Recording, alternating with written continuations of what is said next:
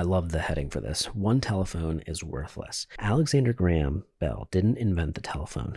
He also didn't wire the world, or create 100 numbers, or come up with the smartphone. What Bell did was build the Bell system. He published and licensed the protocol for local businesses to hook up their phone networks to the larger global network. The breakthrough was in seeing the obvious fact that a telephone works far better if you can use it to call anyone else who has a telephone. Over time, that meant that every phone user has an incentive to work with the biggest system. Build a useful phone network, and every phone user will eventually insist that the non-phone users they know go and get a phone. And yet, even with the extraordinary advantages in speed, efficiency, and community that the phone brings, it took 75 years for 1 million people to have one. That's because networks used to be difficult and slow to build. And it only took Facebook 10 months to reach 1 million users, 100 times faster than Bell took. A few years later, Mr. Beast made a video that reached 1 million people in less than 2 days. Few people reading this are working to build something as universal and game-changing as the telephone. But everyone reading this can benefit from understanding network effects, because they're everywhere